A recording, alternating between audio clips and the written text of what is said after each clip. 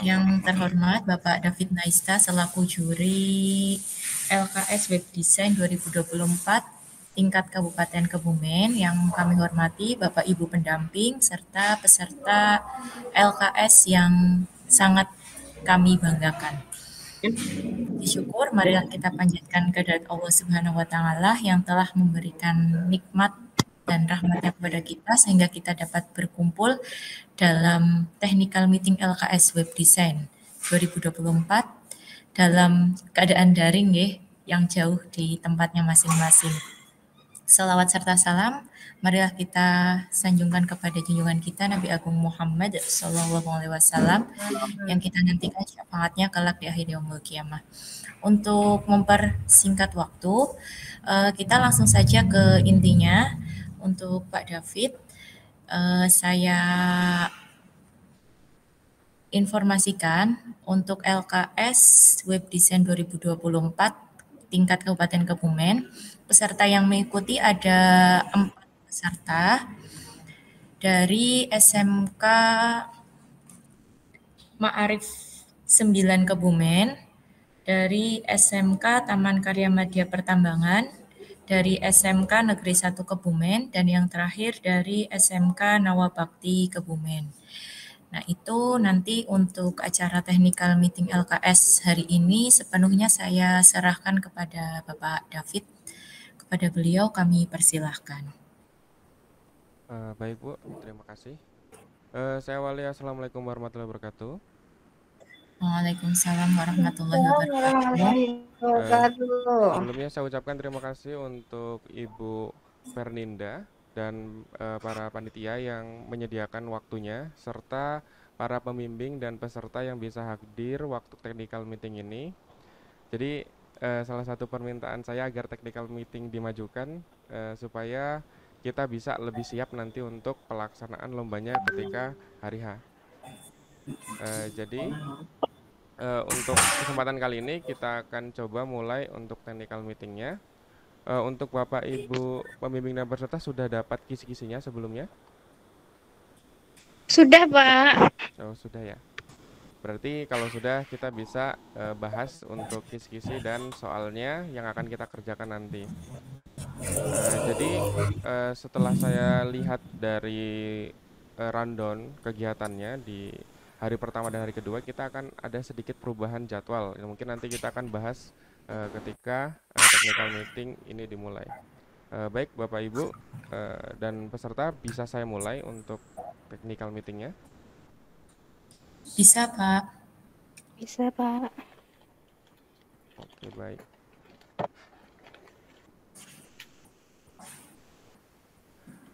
Oke, apakah sudah tampil? Ya, sudah. Sudah ya. Nah, jadi untuk technical meeting kali ini, pada LKS tahun 2024 kali ini, kita akan coba untuk mengerjakan 3 modul. Ini 3 modul ini adalah beberapa modul yang ada pada LKS nasional tahun lalu. Jadi modul tersebut adalah modul server, modul speed test, dan modul client. Jadi untuk kali ini seharusnya ada satu modul lagi namanya modul CMS, tapi dikarenakan waktu dan poin penilaiannya yang kira-kira bisa kita masukkan adalah modul server, speed test, dan modul client saja. Jadi seperti pada LKS nasional atau LKS sebelumnya, di mana modul server set ini kita diminta untuk membuat sebuah RESTful API sesuai dengan data yang diminta soal dan membuat aplikasi website menggunakan data yang sudah dibuat. Jadi pada modul speed test itu kalian diminta untuk mengerjakan taks pembuatan widget, plugin maupun animasi dalam website, dan modul client side yang pastinya kalian diminta untuk membuat game dengan menggunakan HTML, CSS, dan JavaScript. Jadi untuk detail dari apa yang diminta pada modul server side, jadi modul server side ini yang pasti kalian diminta untuk outputnya adalah project, hasil, kemudian ekspor database dalam bentuk SQL, kemudian database diagram. Kalian tinggal buka halaman designer, kemudian screenshot saja cukup untuk tampilan ini, dan untuk front end-nya. Jadi front end-nya kita bisa menggunakan Vue atau React yang sudah disediakan.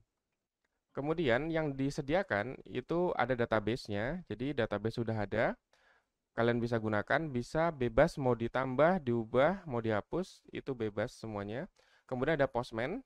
Postman adalah URL, ada URL untuk RESTful API-nya yang nanti akan diminta di soal. Kemudian ada Laravel pastinya.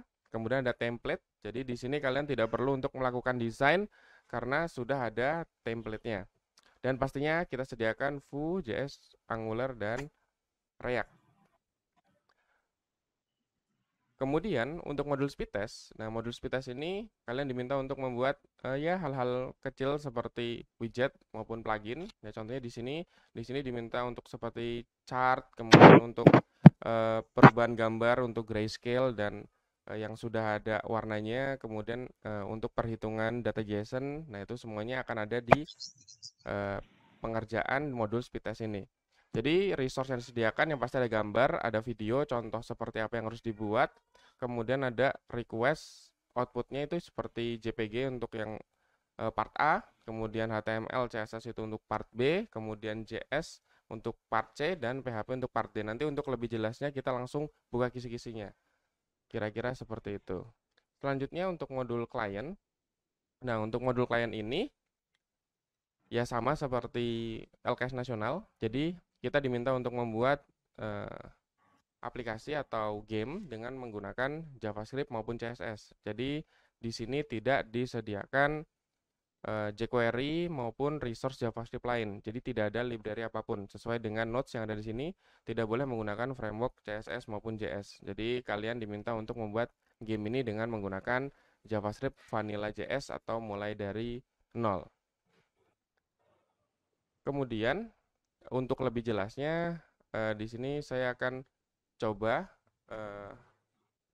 lihat untuk kisi-kisinya supaya lebih jelas untuk penjelasan dari masing-masing modul.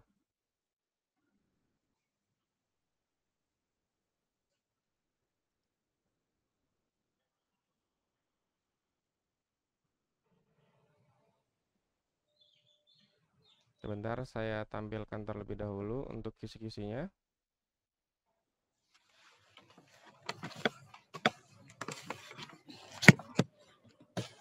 Oke, apakah sudah tampil untuk kisi-kisinya? Sudah. Sudah ya. Sudah. Nah, jadi untuk kisi-kisi di sini akan kita bahas mulai dari modul speed test. Nah, jadi modul speed test ini kita bagi menjadi beberapa section. Nah, section pertama A, kedua B, ketiga C, keempat D, dan kelima E. Nah, untuk di sini E-nya tidak kami masukkan, jadi cukup sampai D saja. Jadi, untuk part A, kalian hanya diminta untuk membuat desain saja. Jadi, contoh di sini adalah desain untuk membuat landing page.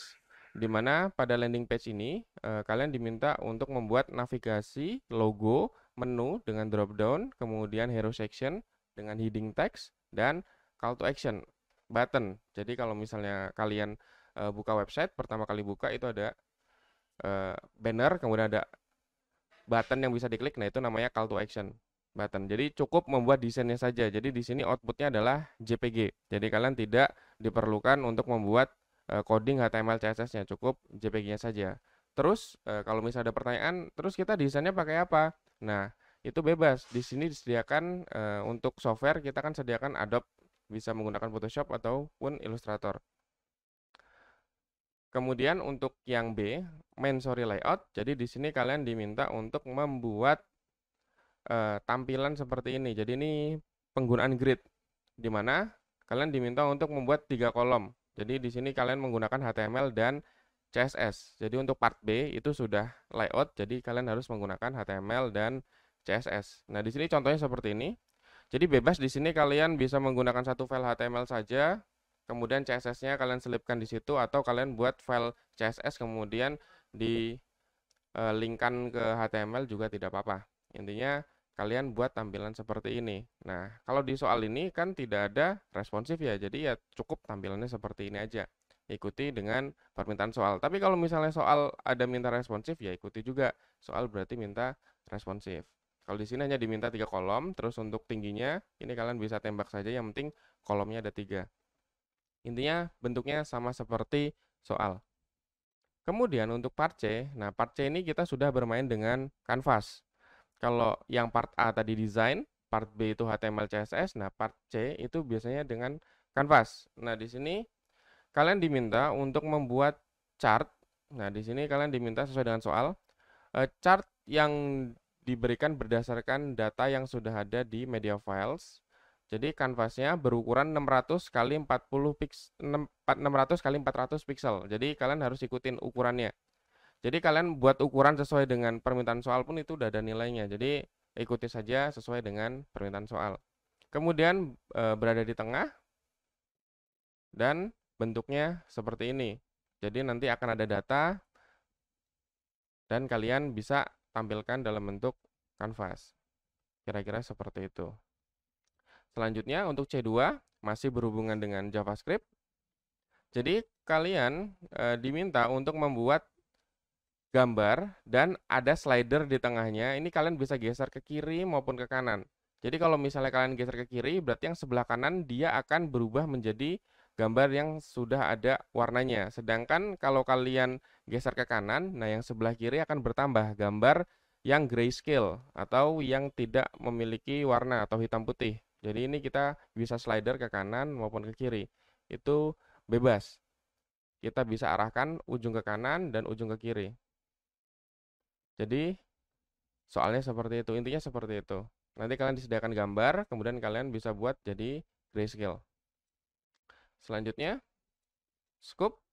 Nah, scope di sini kalian diminta untuk membuat teks yang tidak terlihat dan ada box 400 kali 400 yang bisa kalian gerakan untuk melihat teks di box. Jadi kalian ada halaman kosong, ya nanti ini contoh ada di gambar example MV4. Jadi nanti ada gambar atau ada video yang menampilkan bagaimana bentuknya.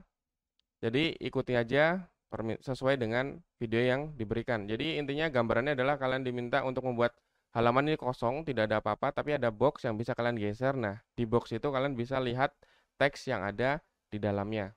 Kira-kira seperti itu. Kemudian part D itu berhubungan dengan PHP.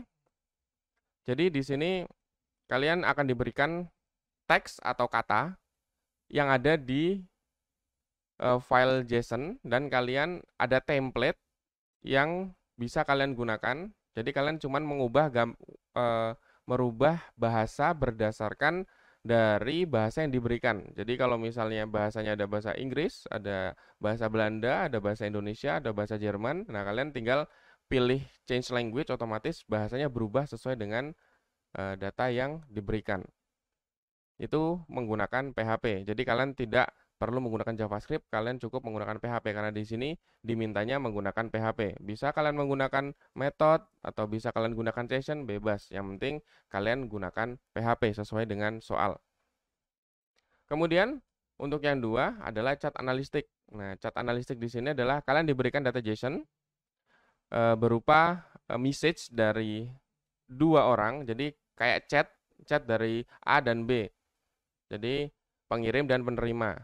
Kemudian kalian hanya menampilkan totalnya saja. Jadi ini contoh top 5 send words. Jadi 5 kata yang dikirim yang paling banyak. Nah itu ada you sebanyak 24 kali. Terus ada n sebanyak 23 kali. Nah itu dari kata-kata yang dikirim.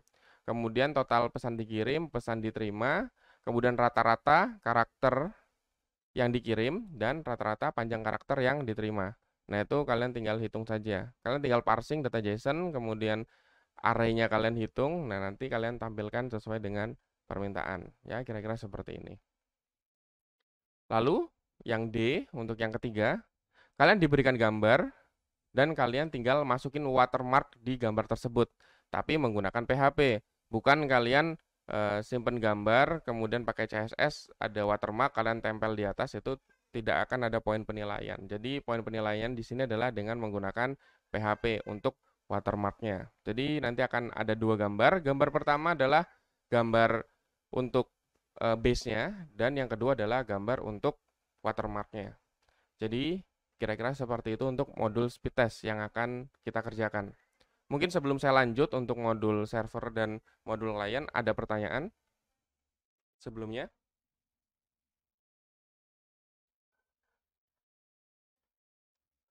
Apakah ada pertanyaan? Ya bingung apa? Ada yang bingung.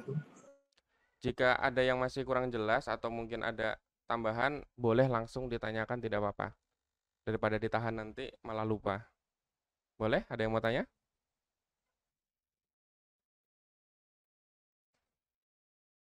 Oke, tidak ada ya. Berarti saya anggap semuanya mengerti untuk apa yang dikerjakan di modul speed test. Selanjutnya adalah modul server. Nah, sesuai dengan nama modulnya, di sini kalian diminta untuk membuat sebuah aplikasi dengan base server side atau menggunakan coding PHP. Nah, di sini kita menggunakan framework. Nah, frameworknya ada framework backend dan ada framework front end-nya. Backend-nya kita menggunakan Laravel dan front end-nya kita menggunakan Vue atau React. Kalian bisa bebas pilih yang mana.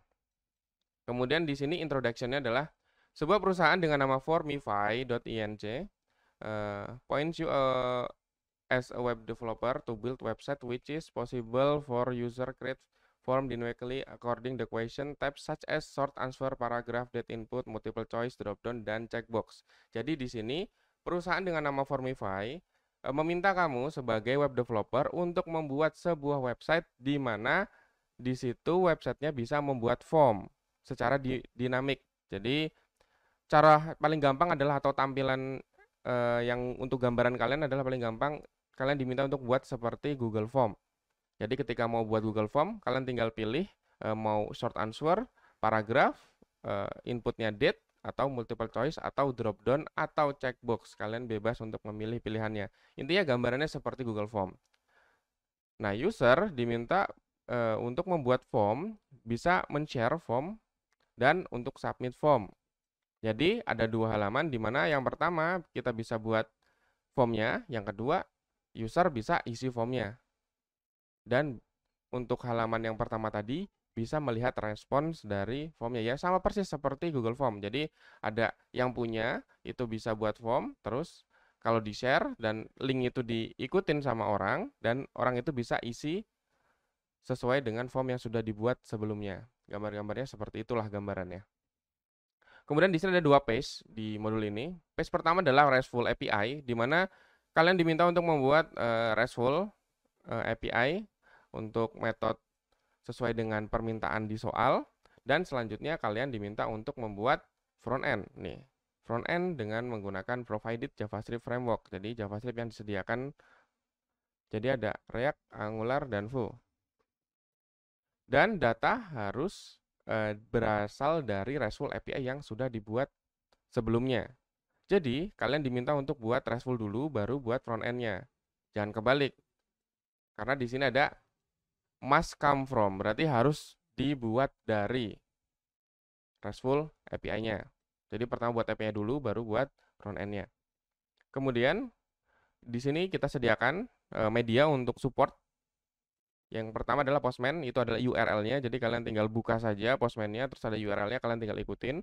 Kemudian ada API test-nya, itu sudah ada. Data-data contohnya juga sudah ada, kalian tinggal gunakan saja. Kemudian ada template GUI, tampilan. Nah, ini template-nya sudah ada juga, jadi kalian tidak perlu desain di sini.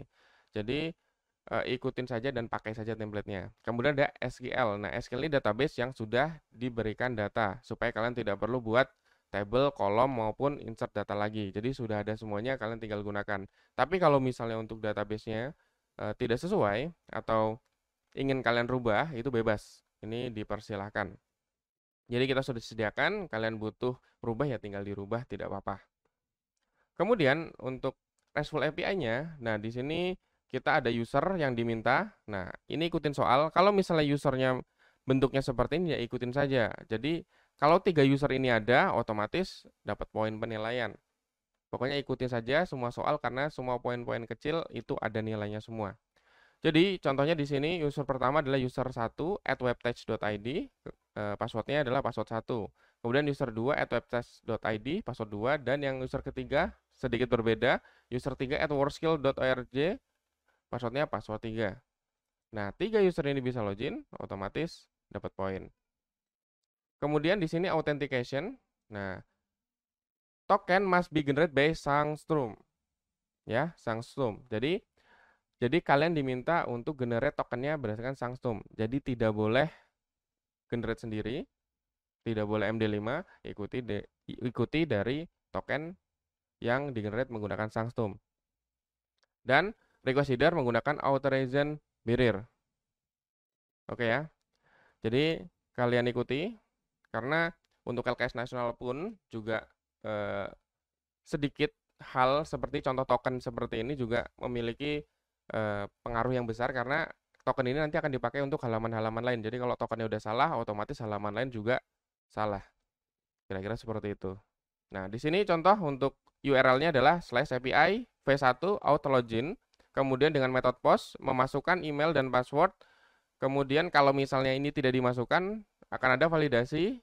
Ini kan require, terus butuh valid email address. Kemudian passwordnya juga dibutuhkan minimal 5 karakter. Jika berhasil login, otomatis data yang ditampilkan adalah respon status 200. Kemudian pesannya adalah login sukses, dan user yang ditampilkan adalah user yang login, serta akses token adalah tadi. Jadi hash yang berasal dari yang di-generate dari Sangstrom. Jadi kalian tidak ya kembali lagi saya tekankan untuk bagian tokennya, karena sering terjadi kesalahan untuk tokennya. Karena token ini nanti dipakai selanjutnya terus-menerus. Kalau sudah salah di awal, selanjutnya pasti akan susah untuk tokennya. Oke. Kemudian kalau misalnya gagal, ya statusnya adalah 422 headernya. Kemudian pesannya ya invalid field, dan muncul pesannya kalau misalnya email, berarti email harus must be a valid email address. Kalau password field is required. Kira-kira seperti itu gambarannya. Kalau misalnya datanya tidak sesuai, berarti email or password incorrect pesannya. Kemudian logout, kita menggunakan API /v1 auto logout. Kemudian ini munculin akses token headernya, dan respon statusnya 200 kalau berhasil logout sukses. Kalau dia belum login, kemudian kita akses halaman logout, otomatis muncul unauthenticate. Kira-kira seperti itu. Nah, semua untuk URL ini kalian bisa baca di kisi-kisi, gambarannya seperti ini. Jadi form sama persis, ada URL-nya, kemudian ada header-nya yang diminta, terus ada body-nya. Nah, untuk body, ini kan ada output data ya. Nah, output datanya sebisa mungkin samakan persis dengan yang diminta soal. Contoh di sini urutannya name, slug, allow domains, kemudian description, dan limit one response. Nah, ini ikutin semuanya. Kalau misalnya ini kebalik, gimana? Ya, jangan kebalik. Kalau kebalik, hitungannya dia udah beda data. Jadi, harus disamakan sesuai dengan permintaan soal. Kemudian di sini validasinya require, terus unique, dan seterusnya. Kemudian ada get all form, sama persis, dalamnya ada URL-nya. Kemudian ada detail form. Lalu ada question, yang tadi pilihannya bisa menggunakan short answer, kemudian ada checkbox, dan lain-lain. Kemudian bisa remove question. Nah, itu semuanya URL-nya itu ada semua di Postman. Kalian tinggal gunakan saja. Dan respon juga. Itu sudah ada. Nanti bisa dibaca untuk lebih lanjutnya. Selanjutnya kita akan bahas Pesto. Nah, Pesto untuk bagian front end development. Jadi di sini kalian diminta untuk menggunakan one of provided framework, yaitu Vue atau React. Kalian bisa gunakan template GUI atau graphical user interface yang sudah disediakan. Itu udah ada template-nya aja. Kalian tinggal gunakan. Jadi page atau fiturnya, ya ini bisa login dan logout. Kalau page pertama kalian buat API-nya saja, datanya bentuknya outputnya JSON. Nah, yang kedua kalian bisa udah aplikasinya. Jadi bisa login logout, kemudian bisa buka home, bisa create form, bisa lihat detail form, dan bisa submit.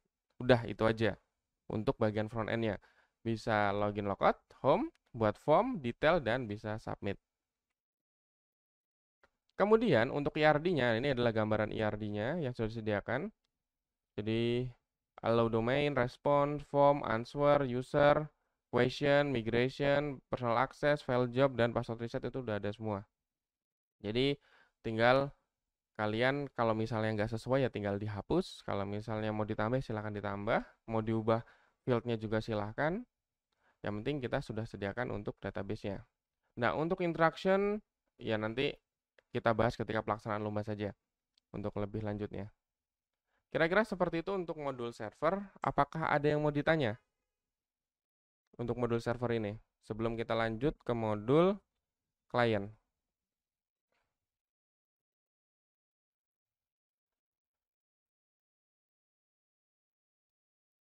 Bagaimana? Monggo, Bapak Ibu dan peserta, barangkali ada yang mau ditanyakan, boleh langsung bertanya saja.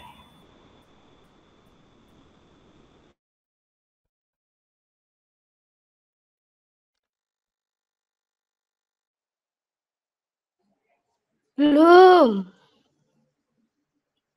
Oke, belum ada pertanyaan. Ya mungkin nanti kalau misalnya ada pertanyaan, sekarang masih belum ada, kita bisa bahas lagi di grup. Oke, selanjutnya saya bahas untuk yang modul terakhir, yaitu modul klien. Jadi di sini kita ada 3 modul dan ini modul klien. Nah, modul ini biasanya adalah modul surprise atau modul yang sangat mengagetkan dan sangat seru biasanya di nasional karena di sini kalian diminta untuk membuat sebuah game tanpa menggunakan framework apapun.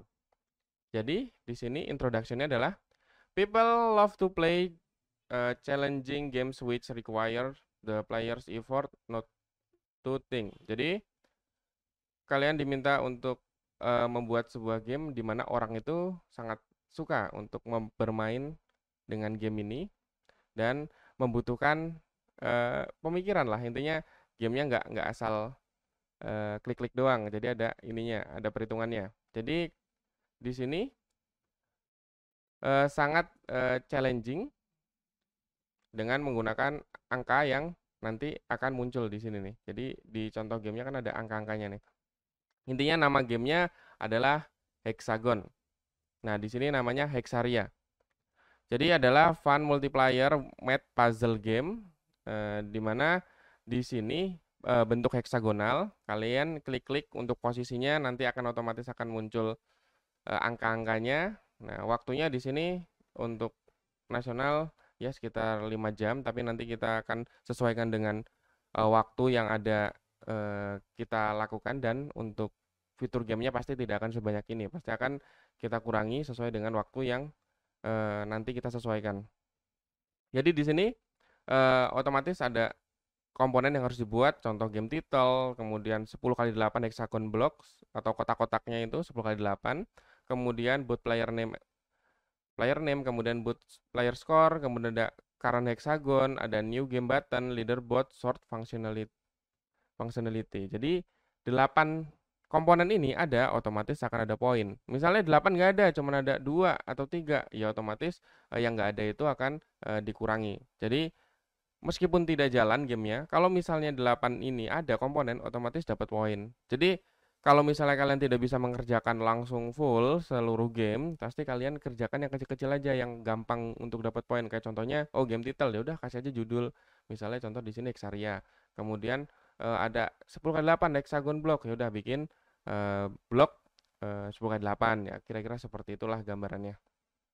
Kemudian fungsi atau game functionalitiesnya, show the game icon as favicon. Nah itu ada icon gamenya, kalian jadiin favicon, udah gitu aja, otomatis akan dapat poin.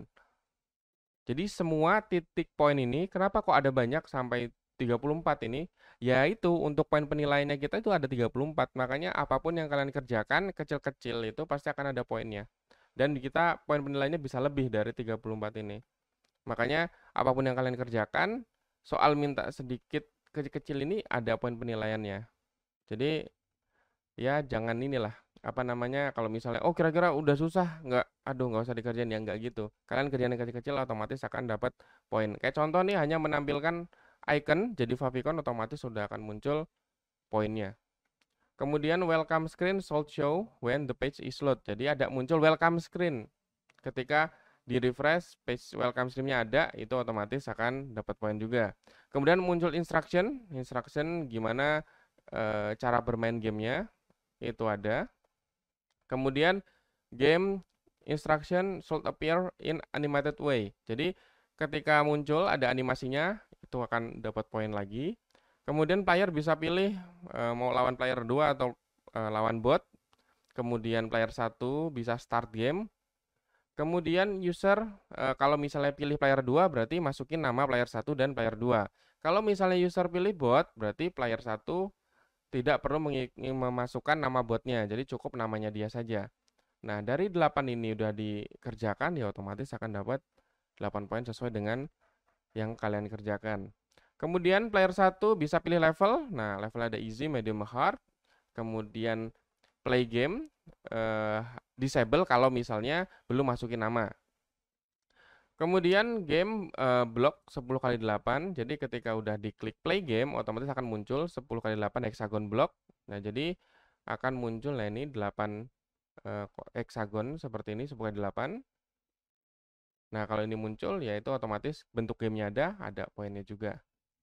Kemudian disable will appear random hexagon grayish color. Nah, dimana ini adalah kotak atau hexagon yang tidak bisa diisi.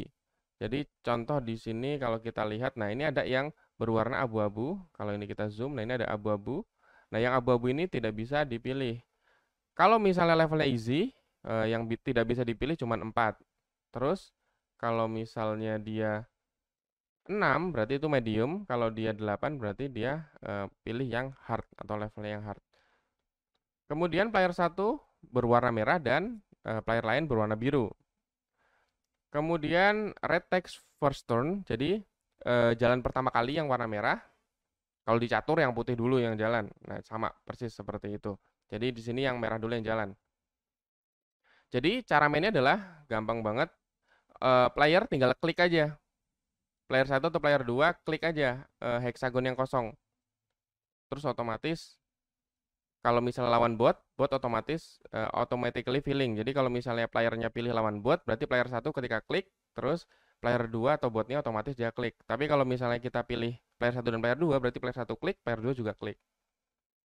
Nah, setiap turn atau giliran, hexagon akan random angka dari 1 sampai 20. Can be used by either player to be placed in empty hexagon.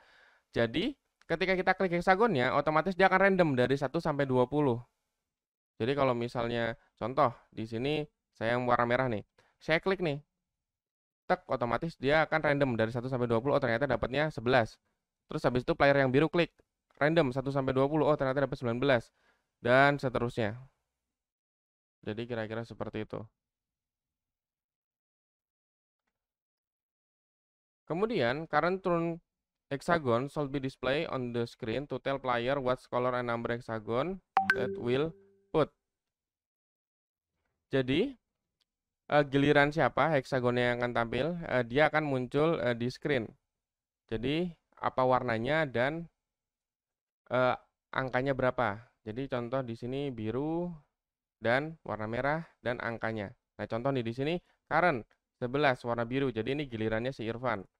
Dia klik dapat 11. Nanti kalau Budi, misalnya si Budi klik 20. Klik di sini langsung muncul 20. Nanti currentnya muncul kotak warna merah dan 20. Kira-kira seperti itu. Kemudian, when player hover one empty hexagon, there is placeholder. Jadi ketika kita sorot hexagonnya, otomatis itu akan berubah, bisa berubah background. Supaya paling gampang, jadi ketika disorot, berubah backgroundnya, atau terserah mau diapakan, yang penting ketika disorot, itu akan serasa berbeda. Kemudian, if an empty hexagon is chosen by player, it will be filled with the current turn hexagon. Jadi kalau misalnya hexagon yang kosong diklik otomatis akan diisi. Jadi kalau misalnya nggak kosong, dia nggak bisa diisi. Nah di sini yang agak lumayan ada logiknya. Jadi player can take over the opponent hexagon if player place their hexagon in adjacent opponent hexagon with higher value hexagon than the opponent hexagon. Jadi player itu bisa mengambil posisi heksagon jika di dekatnya dia lebih sedikit atau lebih besar, maksudnya lebih besar dari punya lawan. Contohnya gini. Contohnya adalah misalnya di sini kalau misalnya sedikit saya zoom, contohnya di sini. Ini ada warna biru dan ada warna merah. Nah, contoh di sini ada yang paling gampang yang bisa diganti ukurannya. Nah, nanti ketika ini si Irfan dia klik di sini di kotak atau heksagon ini, ketika diklik ini misalnya 13. Nah, otomatis yang warna merah ini akan berubah jadi biru karena dia dihimpit sama yang berwarna biru dan dia angkanya lebih besar. Tapi kalau misalnya tidak lebih besar, ya sudah, jadi tidak berubah. Kira-kira seperti itu. Oke. Selanjutnya,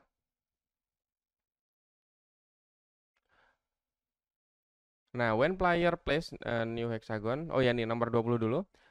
Taken over hexagon color will change based on which player turn. Jadi nanti otomatis tadi seperti tadi yang dicontohkan, kalau misalnya di warna merah, ketika warna biru yang jalan, terus kemudian di dekatnya itu ternyata birunya lebih besar, otomatis dia akan berubah warna sesuai dengan yang di take over. Kemudian when a player plays a new hexagon adjacent to an identical color hexagon, the adjacent hexagon will be add up by satu number. Nah, jadi kalau misalnya player naruh satu hexagon dan warnanya sama, jadi otomatis yang di dekatnya akan bertambah satu. Contohnya, di sini saya ini 7, 14, 12. Nah, saya klik di sini nih. Nah, otomatis di sini 7 otomatis tambah 1, jadi 8. Kalau warnanya sama. Tapi kalau warnanya beda, yang tadi jadi take over. Kira-kira seperti itu. Kemudian, ketika ada hexagon kosong, ketika disorot by player or bot, display move animation which show happen adjacent hexagon with showing color changes animation or add up one animation. Jadi intinya ada animasi lah ketika hexagon itu disorot. Kemudian bot should imitate human move by moving 3 step before its actual step for at least 1 second. Show any animation. Nah, ini kalau misalnya kita pakai bot, kan kalau misalnya kita pakai bot, dia otomatis pilih kan. Nah, ketika pilih, dia ada memunculkan 3 step. Jadi, dia bisa menghover 3 bentuk sebelum dia memilih. Atau menghover 3 kotak sebelum dia memilih. Kemudian, score will be calculated by sum of very identical hexagon color that has been placed by player. Otomatis di sini akan ada poin penilaian atau poin nilai itu yang didapat dari total heksagon sesuai dengan warnanya. Contoh Budi ini warna merah, ya udah hitung aja total merah. Ini ada berapa? Yang biru ya otomatis kita akan pilih yang warna biru. Itu akan muncul totalnya. Kemudian show we calculate identical ini tadi sudah, dan disable hexagon dan tidak bisa di hover atau diklik. Nah, tadi kan ketika kita pilih level, otomatis dia ada pilihannya. Kalau misalnya dia yang berwarna seperti ini, kalau misalnya dia level easy 4, medium tadi 6, dan hard itu 8. Nah, yang ini nggak bisa disorot. Jadi ini nggak bisa dipasang dan nggak bisa disorot. Selanjutnya play sound effect. Ya, ketika masukin hexagon, nanti kan dikasih media, diklik, dia bunyi misalnya. Nah, itu ada poinnya. Kemudian current score dari red and blue tampil ya tadi muncul poin penilaiannya atau poin hasilnya. Kemudian kalau tidak ada kotak hexagon lagi yang bisa diklik, otomatis game over. Jadi di sini kan masih ada nih banyak nih bisa diklik. Nanti kalau misalnya udah habis dan nggak bisa diklik lagi, otomatis game over dan muncul pemenangnya siapa. Nah, contoh lanjutnya di sini nih. Kalau game over, maka akan muncul pop up dan menampilkan nama, siapa yang menang, dan ada restart button. Kemudian skor bisa disimpan dan bisa melihat detailnya dengan detail button. Jadi sebelah kanan ini ada leaderboard nih. Jadi kita bisa klik detail untuk detailnya. Kemudian skor data kesimpan di browser dan player bisa sort leaderboard. Ya kira-kira seperti itu. Intinya tidak ada error juga di browser konsol dan bisa jalan di Google Chrome maupun Mozilla Firefox. Kira-kira seperti itu untuk gambaran modul kliennya.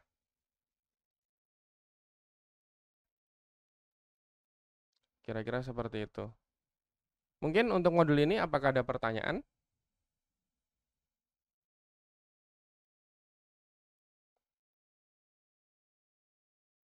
Untuk modul ini apakah ada pertanyaan? Sebelum kita bahas untuk waktu pelaksanaannya nanti.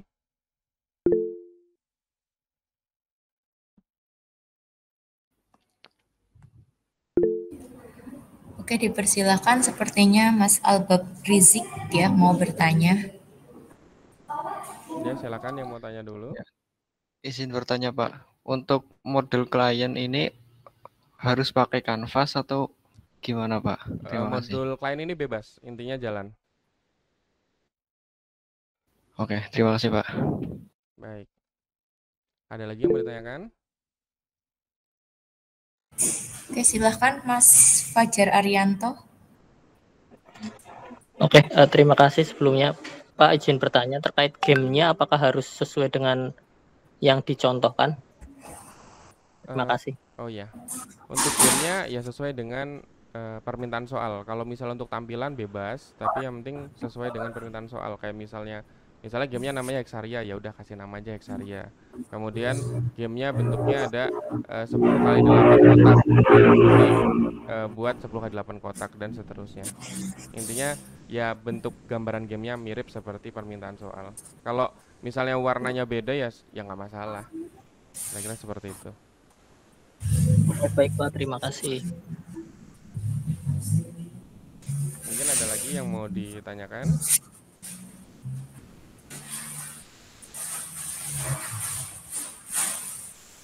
Sebelum kita lanjut ke pembahasan hardware dan jadwal pelaksanaan.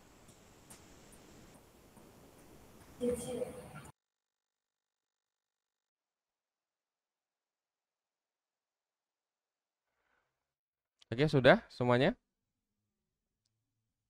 Setelah kita membahas tadi, membahas tentang soal yang akan dikerjakan sesuai dengan kisi-kisi. Jadi di sini saya akan menjelaskan tentang persentase penilaian. Jadi bagaimana cara kita menilai. Jadi untuk poin penilaian ini kita ikuti sesuai dengan poin penilaian yang ada di LKS nasional, dan yang poin LKS nasional pun juga mengikuti dari acuan WorldSkill. Jadi di situ akan ada dua jenis poin penilaian, di mana poin pertama adalah measurement. Nah, measurement di sini adalah poin penilaian yang sudah pasti. Nah, ini measurement itu poin penilaiannya sudah pasti. Jadi kalau misalnya ada, dia dapat poin. Kalau misalnya tidak ada poin, ya udah berarti kosong. Itu ada atau tidak kalau yang measurement. Kemudian ada judgment. Nah, judgment ini adalah poin penilaian dengan range nilai. Jadi sudah ada range-nya. Jadi contoh, nilai maksimal adalah 1,5. Nah, nanti akan ada di situ poin penilaiannya. Oh, kalau misalnya dia cuman begini, nanti poinnya berapa, terus begitu dia akan poinnya berapa. Contohnya adalah begini. Di salah satu soal itu diminta untuk membuat animasi misalnya. Nah, itu animasi itu juga ada poin penilaiannya. Jadi kalau misalnya animasinya dia bentuknya jauh misalnya, pergerakannya beda, itu dapat poin berapa. Kemudian kalau misalnya animasinya dia cuma berubah warna, itu ada nilainya berapa, dan seterusnya. Itu sudah ada di judgment. Jadi semuanya sudah jelas untuk poin penilaiannya. Kemudian di sini untuk bobotnya, jadi untuk modul server itu ada bobotnya 40 poin, untuk waktunya 4 jam. Kemudian modul speed test dan modul klien itu 30 poin, dan waktu pelaksanaan adalah 3 jam. Jadi dari 40% poin penilaian dan 30% penilaian ini itu sudah ada measurement dan judgment-nya. Itu poin penilaiannya udah pasti. Dan sesuai dengan notes, jadi soal akan berubah minimal 30% dari kisi-kisi yang sudah diberikan. Minimal berarti bisa lebih dari 30%. Dan tidak ada kata-kata maksimal di sini, berarti bisa 30 sampai 100% bisa berubah sesuai dengan kisi-kisi. Cuman kalau misalnya kalian bisa mengerjakan kisi-kisi, ya pasti akan bisa mengerjakan soal, karena yang ada di kisi-kisi ya hampir sama seperti yang ada di soal. Kayak misalnya contoh Di sini modul klien, kalian bisa memasukkan username password ya pasti maupun bentuk gamenya apapun, otomatis dia akan bisa masukkan username dan password, kira-kira seperti itu. Untuk persentase penilaian, apakah ada pertanyaan? Sebelum kita bahas untuk schedule besok, ketika pelaksanaan lomba.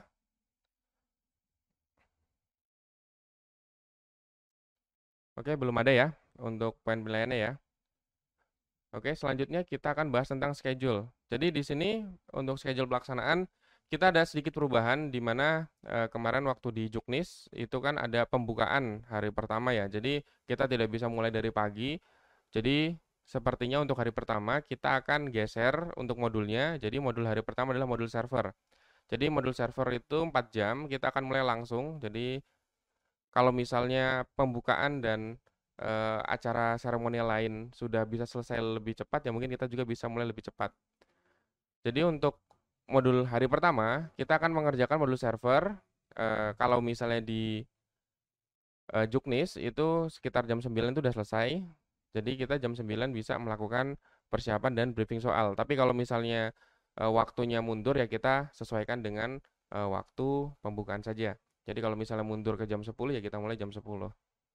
Dan di sini karena waktunya agak tanggung, jadi kita tidak ada istirahat untuk modul ini. Jadi modul ini langsung jalankan. Contohnya misalnya kita mulai jam 9.30, otomatis nanti kita akan mulai dari jam 9 sampai jam 1. Jadi langsung 4 jam langsung jalan. Tapi nanti kalau misalnya memang kita terpotong mulai jam 10 ya berarti nanti akan ada istirahat di pertengahan modul. Jadi ini adalah kondisi kalau misalnya kita bisa mulai lebih pagi atau mulai tepat waktu jam setengah 10. Jadi untuk penilaiannya nanti kita setelah isoma ada penilaian hari pertama dan hari kedua. Nah kalau untuk penilaian itu dari juri. Jadi nanti kalau misalnya peserta ada ada juri yang misalnya hasilnya tidak sesuai, ya mungkin akan ada saya panggil untuk menjelaskan ini apakah memang tidak dibuat atau memang belum mengumpul, kira-kira seperti itu. Jadi untuk hari pertama kita jam 2:30 itu udah selesai, atau siang jam 1:30 itu udah selesai untuk peserta, sisanya istirahat. Dan untuk hari kedua, nah ini kita ada 2 modul. Jadi karena kita bisa mulai lebih pagi, kalau di sini saya jadwalkan jam 8. Tapi kalau misalnya panitia bisa lebih pagi atau peserta bisa lebih pagi mulai, ya kita bisa mulai lebih pagi. Kalau misalnya lebih pagi berarti kita selesai juga lebih cepat. Jadi di sini saya jadwalkan jam 8 sampai 8.30 untuk persiapan briefing soal. Kemudian 8.30 sampai 11.30 sekitar 3 jam itu kita mengerjakan modul speed test dan isoma untuk siang hari. Di sini karena tanggung 11.30 jadi saya genapkan jadi jam setengah untuk isomanya biar kita mulai jam 13. Kalau jam 12.30 takutnya kan baru mulai azan. Kemudian mulai jam 1 sampai jam 3 kita akan mengerjakan modul client side.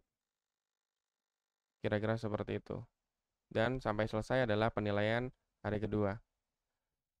Jadi untuk waktunya notes ini sesuai dengan yang dikerjakan. Jadi kalau misalnya kita bisa mulai lebih cepat, ya udah berarti kita selesai lebih cepat. Kira-kira seperti itu. Oke, untuk waktu mungkin ada pertanyaan?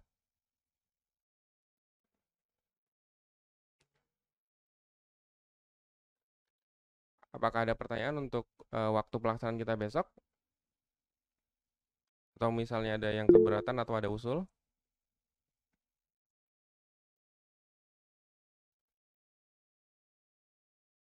Oke, silahkan langsung tanya saja.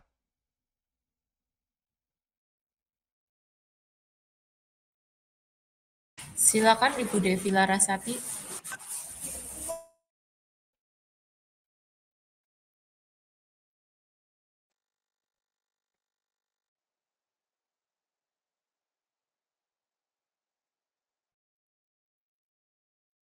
Ya, Ibu Devi kalau mau bertanya silakan.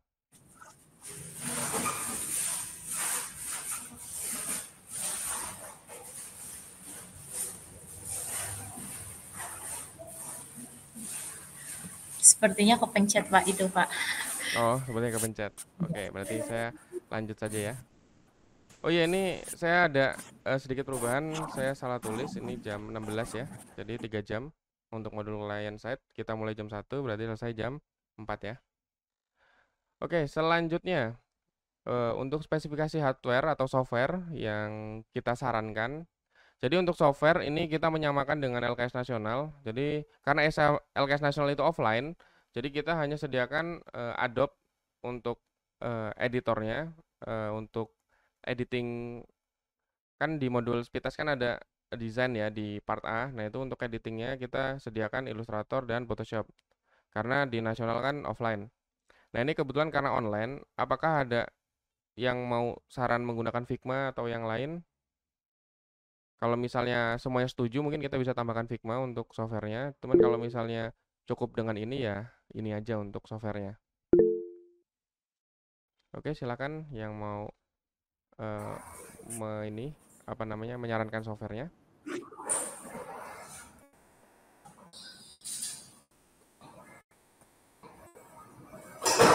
Oke, apakah cukup dengan software ini yang sediakan? Seperti SAM, versi terakhir, kemudian ada CC, kemudian ada Sublime, ada Notepad, ada VS Code, ada Bracket, ada Office. Untuk baca soal ada Adobe, kemudian PHP Storm, SQL Workbench, FileZilla, Composer, Node.js, dan Postman. Apakah ada tambahan? Kalau misalnya ada tambahan bisa kita bicarakan sekarang. Atau ada usul untuk softwarenya. Kalau misalnya tidak ada, berarti saya anggap semuanya oke ya untuk softwarenya ya. Nah, ini adalah software yang digunakan. Ini nggak harus pakai semua, cukup pakai yang ada di sini salah satunya. Contoh, misalnya codingnya biasa pakai VS Code, ya VS Code aja, nggak harus pakai bracket. Atau Notepad++, ya nggak perlu. Kalau misalnya biasa pakai Sublime, ya nggak apa-apa, install Sublime aja, yang lain nggak diinstal, nggak apa-apa. Jadi ini diperbolehkan pakai yang mana aja. Oke, untuk software. Kemudian untuk hardware, nah untuk hardware ini kembali lagi untuk hardware ini yang kita sarankan. Jadi kalau misalnya bisa lebih tinggi ya sangat disarankan. Jadi kalau misalnya di bawah ini ya sebenarnya kita tidak bisa menolak karena ya memang adanya itu berarti ya nggak apa-apa. Intinya ini kita hanya menyarankan hardware-nya seperti ini. Kayak misalnya prosesor PC-nya adalah Intel i3 atau lebih tinggi, generasinya ya kalau bisa generasi yang baru. Kemudian RAM-nya sekitar 4 GB atau lebih tinggi. SSD, yang penting harddisknya SSD, bebas mau SSD berapa.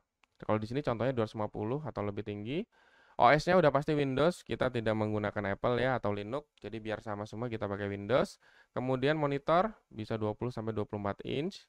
Kemudian mousepad, keyboard, meja komputer dan kursi. Jadi kita butuh meja dan kursi ya daripada kalau nggak ada nanti siswanya berdiri ngodingnya, jadi ada meja dan kursi. Kemudian di sini notes-nya adalah mouse dan keyboard kalau misalnya peserta. Kalau di sini misalnya hardware disediakan panitia, berarti mouse sama keyboard kalau mau bawa sendiri boleh, tapi tidak boleh yang menggunakan memori atau tidak ada makronya. Jadi pakai keyboard mekanik boleh, tapi yang tidak ada memorinya. Itu diperbolehkan kalau misalnya mau pakai keyboard atau mouse sendiri. Kira-kira seperti itu. Mungkin ada ini untuk hardware, apakah ada pertanyaan? Apakah boleh pakai headset? Boleh. Apakah boleh mendengarkan musik? Boleh. Bebas.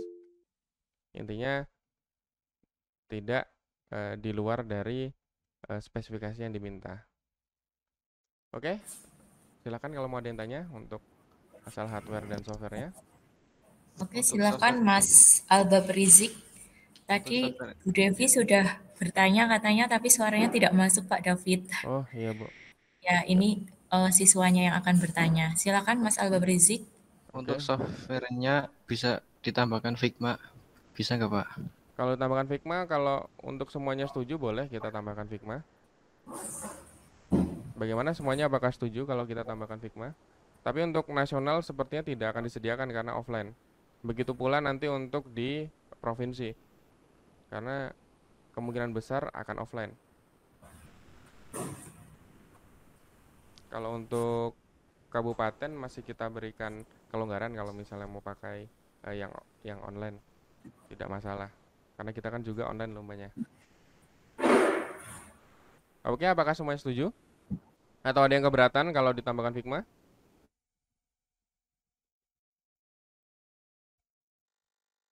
Oke ya, tidak ada yang keberatan, berarti saya anggap setuju, berarti bisa kita tambahkan Figma. Jadi untuk software, kita tambahkan satu lagi Figma. Oke. Kemudian untuk hardware, apakah ada pertanyaan lagi? Atau untuk softwarenya? Yang pasti ditanya adalah plugin VS Code. Nah, untuk plugin VS Code nanti saya sudah sediakan link untuk kalian isi untuk saran pluginnya. Nanti kalau misalnya pluginnya saya beri tanda merah berarti tidak boleh. Kalau misalnya tidak ada tandanya berarti diperbolehkan. Untuk linknya saya berikan di chat dan saya masukkan ke grup untuk link VS Code yang bisa disarankan. Oke, sebelumnya ada pertanyaan boleh bertanya dulu sebelum kita bahas untuk pluginnya. Monggo Pak Misbahul Munir, silahkan. Untuk softwarenya apakah ada tim viewer apa-apa gitu Pak untuk kontrol-kontrol? Oh iya, untuk ininya apa namanya untuk penilaiannya. Jadi saya akan menilai nanti dari komputer peserta.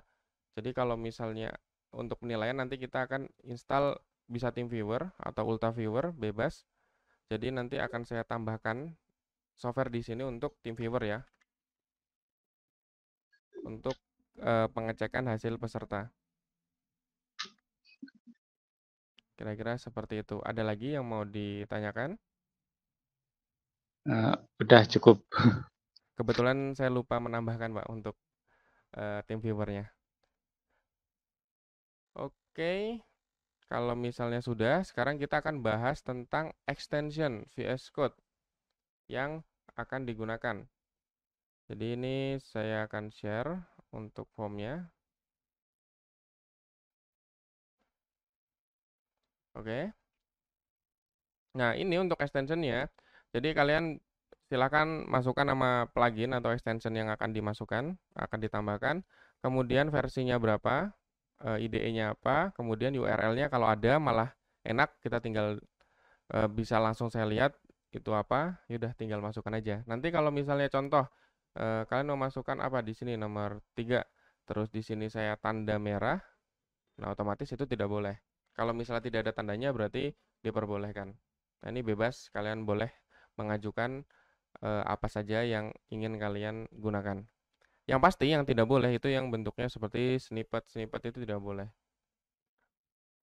Atau dokumentasi, ya kalian kan karena online jadi bebas nih.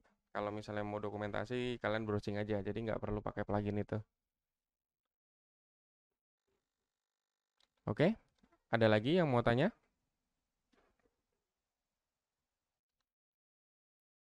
Untuk ininya, untuk software, hardware, maupun untuk extension, apakah ada yang mau ditanyakan lagi?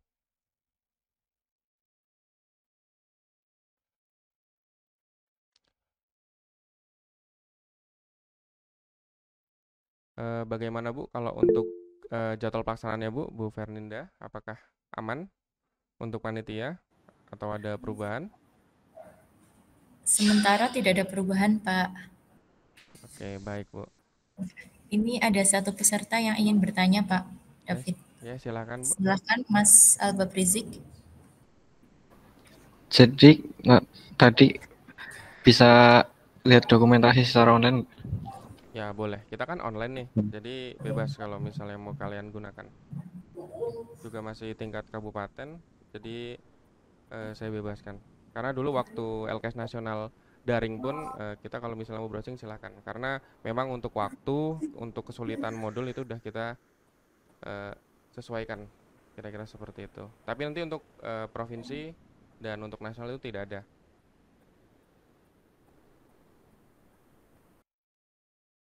Mungkin ada lagi yang ditanyakan sebelum kita akhiri atau sebelum saya akhiri karena semuanya sudah kita bahas. Jadi untuk lebih lanjut nanti kita di grup aja ya. Oke, ada pertanyaan lagi? Oke, jika tidak ada mungkin dari saya cukup, Bu. Terima kasih untuk kesempatan kali ini. Saya ucapkan terima kasih. Assalamualaikum warahmatullahi wabarakatuh. Waalaikumsalam warahmatullahi wabarakatuh. Baik, terima kasih Pak David atas pemaparan mengenai petunjuk teknis LKS Web Design.